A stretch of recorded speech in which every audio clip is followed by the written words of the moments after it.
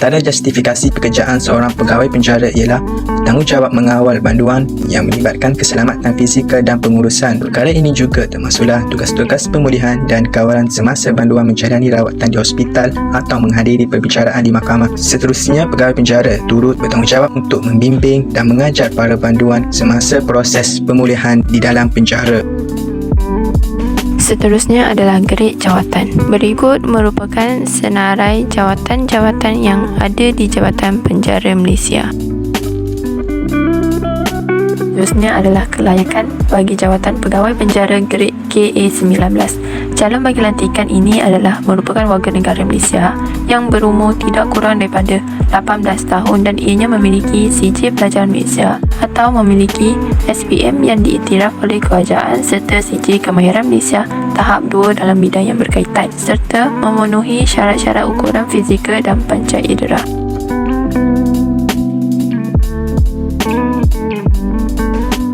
Bagi kredit gaji pegawai penjara KA19, minimum ialah RM1,360 dan maksimum RM4,050 dengan kelayakan CJ Pelajaran Malaysia SPM. Kadar kenaikan gaji tahunan adalah RM100. Bagi kredit gaji pegawai penjara KA29, minimum RM1,505 dan maksimum RM5,696 dengan kelayakan CJ Tinggi Persekolahan Malaysia STPM, CJ Tinggi Agama Malaysia STEM dan diploma yang diiktiraf oleh kerajaan. Manakala kadar kenaikan gaji tahunan adalah RM145. Seterusnya, bagi grade gaji pegawai penjara KA41, minimum ialah RM2,094 dan maksimum RM9,604 dengan kelayakan ijazah sarjana muda kepejayan yang diiktiraf oleh kerajaan. Manakala kadar kenaikan gaji tahunan adalah RM225. Latihan dan kemahiran pegawai penjara khusus asas selama 3 hingga 12 bulan di Pusat Latihan Penjara Pulapen khusus dalam perkhidmatan diberikan untuk memastikan pengetahuan dan disiplin pegawai penjara sentiasa dipertingkatkan ke arah yang lebih baik. Peluang kenaikan pangkat bagi pegawai penjara ditentukan oleh kecemerlangan pekerjaan. Jika pegawai penjara sudah bekerja selama 7 tahun daripada tahun awal kemasukan, maka pangkatnya akan dinaikkan kepada grade KA20 daripada KA19. Setelah menjawat jawatan KA20, pegawai penjara akan menerima kenaikan pangkat selepas 6 tahun kemudian kepada grade KA22 menjadi sarjan penjara. 6 tahun berkhidmat dalam grade KA22, kaki tangan penjara layak menerima kenaikan pangkat kepada KA24 iaitu sarjan meja penjara dan kemudian ke KA26 selama 7 tahun berikutnya. Sepanjang berkhidmat selama 26 tahun, kaki tangan tersebut akan menerima kenaikan pangkat sebanyak 4 kali. Setiap pegawai layak mendapat kenaikan pangkat sehingga ke grade KA38.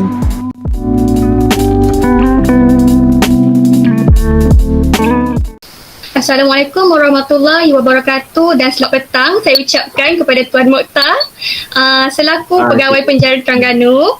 Tidak dilupakan juga kepada pensyarah kami bagi subjek maklumat perkembangan kerjaya iaitu Dr. Jasmi bin Abu Talib dari Universiti Malaysia Terengganu dan juga rakan-rakan seperjuangan saya sekalian. Saya Nur Syahira binti Sulaiman selaku moderator pada hari ini. Diminta setiap ahli kumpulan untuk memperkenalkan diri terlebih dahulu. Silakan. Saya Muhammad Syamsul Anwar bin Alwi. Saya Nur Syafiqah binti Ibrahim. Saya Nur Azlin binti Mahmud. Saya Anis Syafiqah binti Armam. Dan saya Nur Ikmah binti Ahmad Farid. Terima kasih. Sebelum kita pergi dengan lebih mendalam, kami ingin bertanya khabar kepada Tuan Mokhtar. Apa khabar Tuan? Sihat di sana? Baik, Alhamdulillah. Alhamdulillah.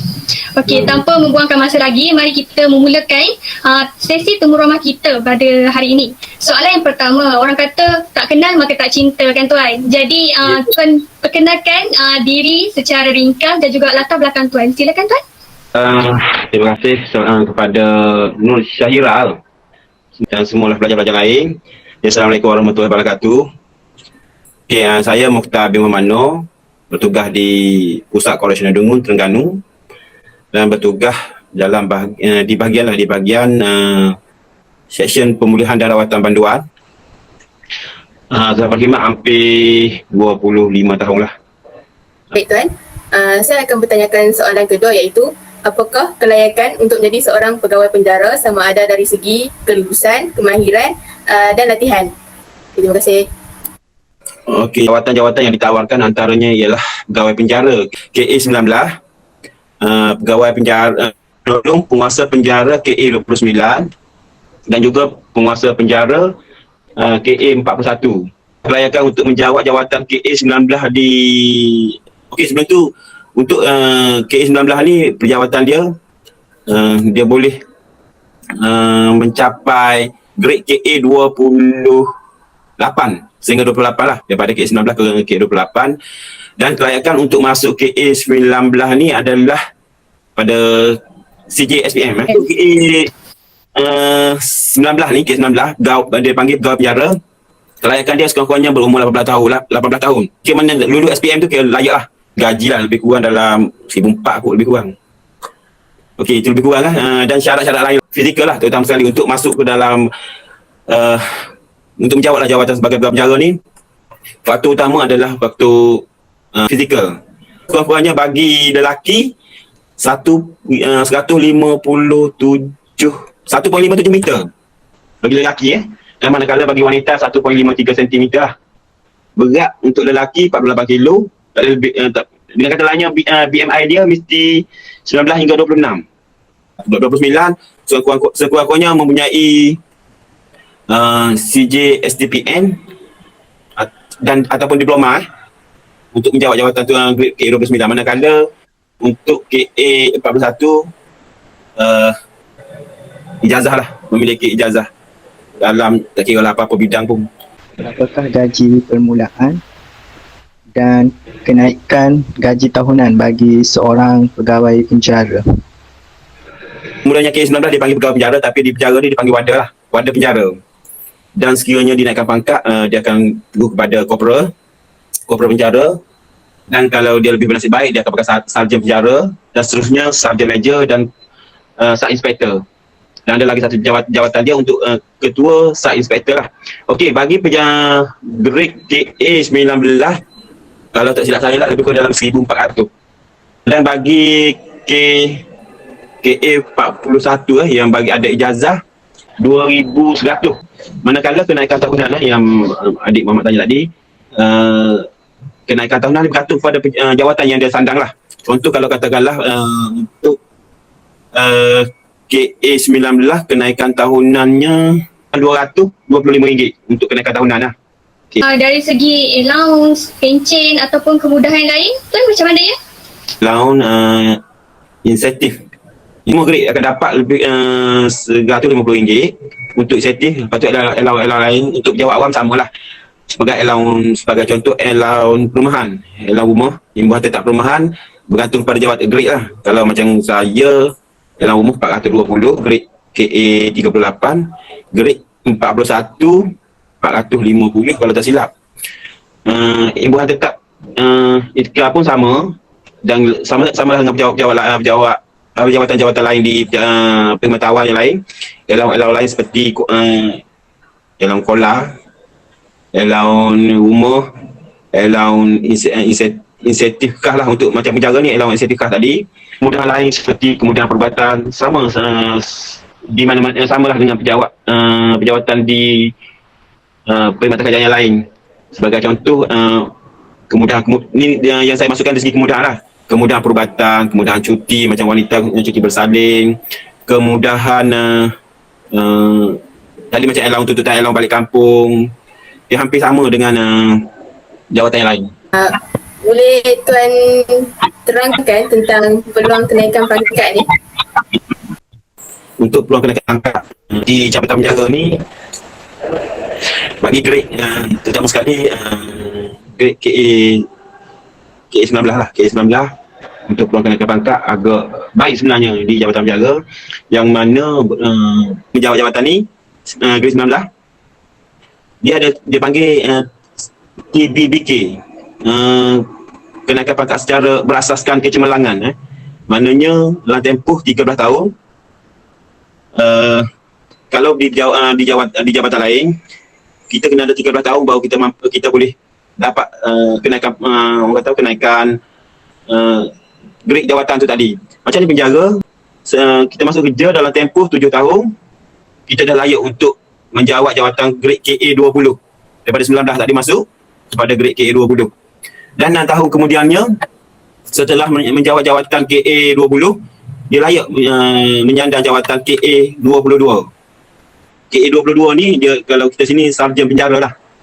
Setelah 13 tahun berkhidmat, kaki tangan penjara ni layak lagi menjawat jawatan yang lebih tinggi, itu grade KA20, 22-24. KA24 iaitu sarjan manager penjara dalam tempoh 6 tahun. 6 tahun dia layak 5 kalau tak silap 6 tahun lah, 6 tahun dia layak untuk menjawat grade KA24. Dan 7 tahun berikutnya dia layak pula menjawat jawatan KA20 24-26. Dengan kata lainnya, sekiranya dia berkhidmat dalam tempoh 26 tahun, dia dah naik pangkat daripada KA20, 19, 20, 22, 24, 26. Maknanya peluang untuk kenaikan pangkat ni agak terbuka lah. KA29, jawatan baru KA29, dia boleh layak menjawat jawatan tu sehingga ke grade KA38 lah. Okey. Bagi yang KA41, bagi yang ada ijazah, dari segi peluang berjaya pun agak orang kata baik lah. Sebab dalam tempoh 8 tahun dia layak menjawat jawatan grade KA44. Dari segi peluang kerjaya agak baik kalau kita tengok pada hari ni, sebab di jawatan penjara dia punya fungsi ataupun dia punya penjara punya haluan tuju jabatan pun sudah makin berkembang. Bolehkah Tuan terangkan apakah keistimewaan yang diberikan oleh kerajaan kepada pegawai penjara? Ini dikatakan seluruh penjara-penjara di Malaysia ni mempunyai kemudahan perumahan. Okey, kalau kita tengok di sebagai pejabat awam yang lain, kemudahan perumahan tidak disediakan. Semua penjara di Malaysia ni ada kemudahan perumahan. Di kuartus ataupun kalau yang belum kahwin, jabatan penjara biasanya menyediakan barek bujang lah. KA29 pun sama. Macam KA29 ni tempoh dia lagi lama. Di segi latihan dia kalau tak silap saya hampir 6 bulan kalau dulu lah. Dan KA41 pula dia lebih kepada latihan yang berbentuk pengurusan lah. Macam mana nak organize sebuah kaki tangan, macam mana kita nak mengurus banduan tu sendiri, kursi penjara. Tapi lebih kepada pengurusan lah untuk grade KA41. Macam adik-adik yang lepas adik-adik semua ni degree kan?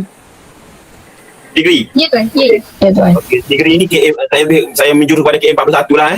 KA41 ni maknanya dia lebih pada orang yang profesional lah, PMPA, yang lebih kepada melaksanakan kerja-kerja pengurusan, tidak melaksanakan kerja-kerja operasi. Dengan kata lainnya memastikan situasi penjara dalam keadaan orang kata selamat lah. Di dalam penjara itu sendiri pun kita ada banyak cabang dia, antaranya keselamatan, pemulihan, kemahiran di segi vocational. Maknanya kalau di penjara-penjara besar, pegawai-pegawai penjara yang grade KA41 ni, dia lebih memikirkan macam mana nak melicing ataupun nak memastikan kehendak ataupun misi dan visi jabatan penjara itu tercapai. Dan kemudahan lain, kemudahan pakaian seragam. Kemudahan pakaian seragam mana setiap pegawai penjara yang masuk ke berkhidmat di jabatan penjara ni tak perlu fikir nak beli baju, nak beli kain ke, nak beli seluar ke apa, semua tak perlu fikir lah. Nak beli baju batik ke apa ke, sebab dia jabatan penjara ni memakai uniform uniform. Maknanya pakaian tu dibekalkan oleh pihak kerajaan lah, diberi, dan juga diberi kemudahan untuk menjahit, bayaran allowance menjahit pakaian tu sendiri. Daripada kaki sampailah ke kepala dibekalkan oleh pihak kerajaan lah. Boleh Tuan cerita sikit pengalaman Tuan sepanjang berkhidmat sebagai pegawai penjara? Sebagai saya macam saya bagi tahu tadi, hampir 25 tahun berkhidmat. Daripada mula berkhidmat sampai ke hari ini, saya lebih tertumpu kepada bidang kerja rawatan dan pemulihan banduan. Macam kalau di sinilah dan di penjara-penjara lain pun, kalau masuk penjara, matlamat utama kita yang pertama sekali kita macam saya memastikan banduan ni masuk penjara sebelum dia bebas, dia boleh melaksanakan solat. Solat dengan baiklah. Lepas tu mampu membaca Al-Quran. Itu yang kami tekankan di sini. Kerana pada pandangan kami di sini, dengan adanya orang kata asas agama yang sedikit itu, pas nanti dia boleh bawa hala tuju dia. Yang keduanya di segi kemahiran lah. Untuk pertanian, latihan kemahiran untuk menjahit, kimpalan, songket, tenunan songket, banyak lagi lah. Kalau di penjara wanita macam apa, Sri buat roti, buat kek, dandanan rambut. Okey, saya alhamdulillah sepanjang berkhidmat 25 tahun ni tak terdedah, tidak terdedah dengan orang kata apa ni, ancaman-ancaman yang teruk lah, seperti banduan orang kata ni merusuh, mengamuk, banduan yang masalah mental. Setakat ni alhamdulillah lah sepanjang berkhidmat. Setiap pegawai penjara yang masuk diberi peluang untuk menjawat jawatan sebagai pegawai penjara perlu menjalani latihan. Kalau KA19 tadi hampir 4 bulan lah, hampir 4 bulan, 3 hingga 4 bulan bergantung pada situasi, akan diberi latihan untuk orang kata membina jati diri lah sebagai pegawai penjara. Assalamualaikum Tuan. Salah. Okay, boleh tak Tuan kongsikan cabaran yang Tuan hadapi selama Tuan bertugas sebagai pegawai penjara di sana? Awal tadi pun saya beritahu, saya sepanjang tempoh berkhidmat ni saya tidak terdedah dengan orang kata apa ni, cabaran-cabaran yang berat lah. Dan yang paling, bagi saya cabaran yang paling utama bagi saya adalah mendidik lah. Macam adik-adik kata tadi, background counselling kan, background counselling. Macam contoh, bila kita nak mengajak seseorang tu ke arah kebaikan, bukan satu benda yang mudah. Adik-adik pun tahu kan. Cabaran yang paling utama nak mengajak golongan-golongan ni. Kalau macam adik-adik, macam mana kita nak counselling dia, nak menarik dia, minat dia, agar kalau tak berubah pun dia ada keinginan untuk berubah. Sebagai contoh penagih dadah lah. Dan saya yakin dan percaya adik-adik mesti terdedah dengan counselling penagih dadah tak? Betul tak? Okey. Dan adik-adik pun tahu peratusan manusia yang ataupun banduan yang terlibat dengan dadah ni bukan pulih, untuk meninggal dadah ni bukan satu benda yang mudah. Okey. Dan bagi saya, itu saya beritahu adalah bukan sukar, satu cabaran yang besar untuk kita keluarkan banduan dari penjara, bebaskan banduan ni. Dia tidak meninggalkan, dia orang kata tak terlibat semula dengan dadah atau jenayah. Itulah cabaran yang paling, bagi saya cabaran kalau banduan dalam penjara dia bergaduh ataupun mogok ataupun buat perangai-perangai yang agak-agak luar biasa. Pada saya itu bukan cabaran yang besar lah, ataupun disegan oleh banduan. Itu satu cabaran yang rasa sebagai daripada tugas tanggungjawab. Tapi cabaran bagi pegawai penjara untuk mengembalikan manusia, banduan-banduan ni kepada keluarga atau kepada masyarakat sebagai manusia yang berguna kepada masyarakat. Itu pada saya lah cabaran yang paling, dan merupakan satu kepuasan bagi pegawai penjara bila di luar dia jumpa, dia nampak seorang banduan itu berjaya. Okey, setelah berakhirnya jawapan yang diberikan oleh Tuan Mokhtar itu tadi, maka berakhirlah sesi temu ramah kita. Aku. Baik. Kira masa jam 4 petang, 4.58, masa blok entry 4, 462. Masa 2.30. Cukup Pak. Baik, terima kasih. Baik. Sorry dia ganggu.